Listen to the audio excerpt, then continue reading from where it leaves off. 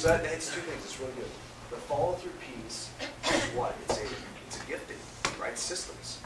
It's someone knowing how to administer it, right? So that's gifting, and also the fact that you went through a survey, you identified your gifting, you did a job. But I was alone. There was tons of us in Right, there. everybody, yeah. Didn't we spend money on it?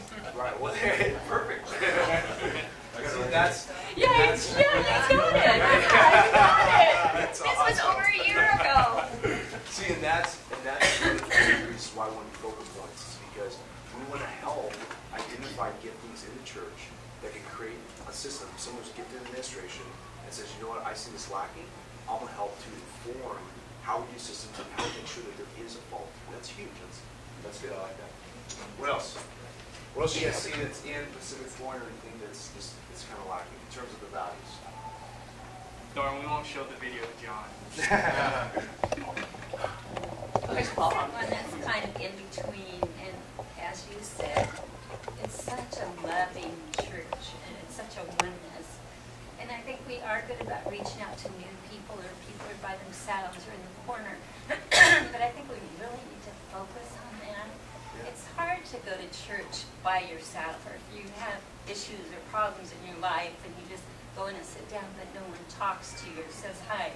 You know, the new faces, or maybe it's not a new face, but it's just kind of, and we get so comfortable with our friends, which is great. We love that intimacy, but also kind of going outside of that. Right.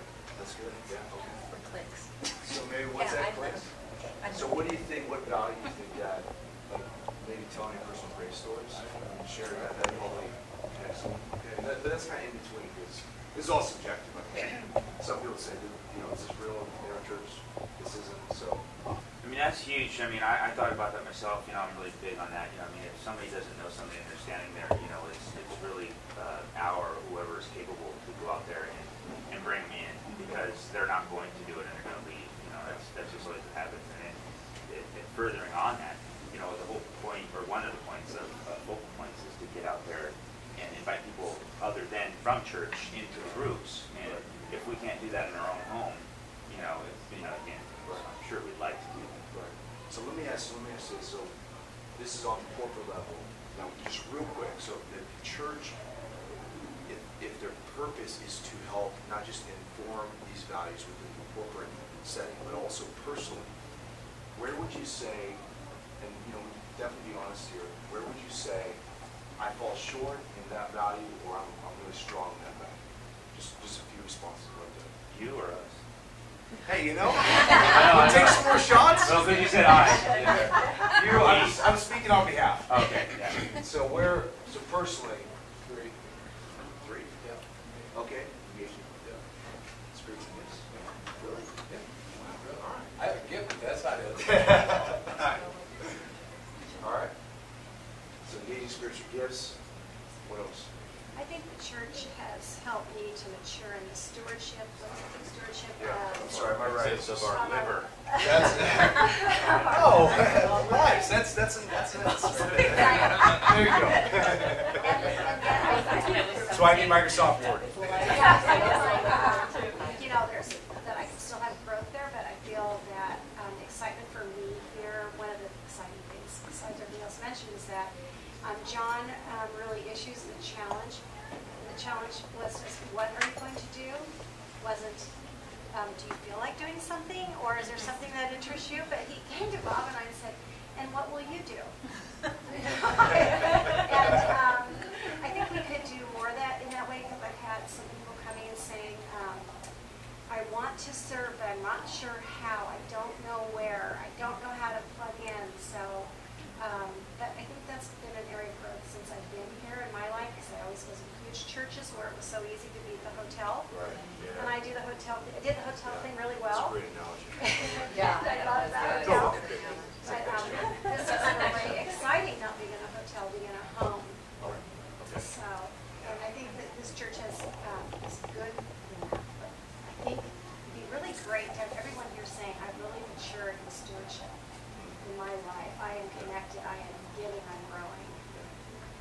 That's, you know, one of the reasons why we want to kind of go through this with the personal and corporate, just kind of get us thinking on the track, is because we hope that there's a tension that rests on all of our backs, being a part of Pacific Point, that makes us want to see these values actually be incorporated in the church's life and also in our life. Here's what I want to do, real quick, because I know we're kind of running out of time.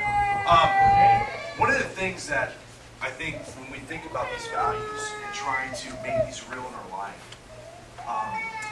and also the Pacific Point on the level, is we got to think about intentionality. We got to think about being, you know, if you've ever made up like this objective of what you want to do and you didn't have a plan, you become kind of aimless in the process. And so what we want to do is we want to create through focal points, we want to create an intentional system that helps us think through how we can incorporate these values in our own life and how we can incorporate these values in Pacific Point. And so I'm going to write down just one idea, and I want you to think through some things. So put your mind in a group setting. You're in a small group, Bible study, and you're thinking through how, as a group, can we facilitate opportunities to make these values real. So here's one idea. When you are preparing for curriculum, whatever it may be, we'll talk a lot about curriculum in the third section, exactly what that's going to look like. But when you prepare for curriculum, one of the things that's really good to do is to keep one value in mind as you're preparing for curriculum. That way, whenever you are teaching and you're facilitating conversation, there's a particular value in mind that you're talking about, that you're discussing, that you can pray for each other over regarding that particular value. Does that kind of make sense?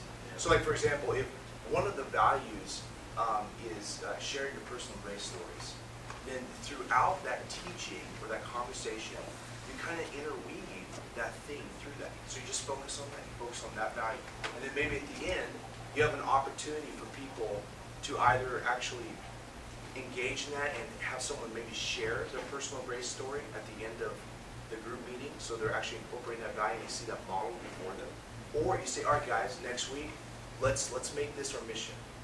We're going to talk to one person about our personal grace story, about what Jesus has done in our life. Maybe not when we first made the decision, but what he's doing in our life right now. Does that kind of make sense? And so you're indirectly incorporating that value. And so over time, and you don't have to say like, hey guys, all right, the value we're going to incorporate this time is personal grace stories. So let's just think about that. You don't do that, but you're kind of indirectly incorporating that value. Does that make sense? Okay. So, one is to keep, while you're putting together your curriculum, to keep the value in mind. What else can you guys think of? In terms of trying to be intentional in facilitating opportunities for people to incorporate these values during discussion or post-discussion that kind of catalyzes an opportunity for them to incorporate these values. You guys good? Was that question complicated? A little bit. Transparency when you're in your own life. Transparency, yeah. Getting them to kind of pull out Yeah, okay. their own stuff.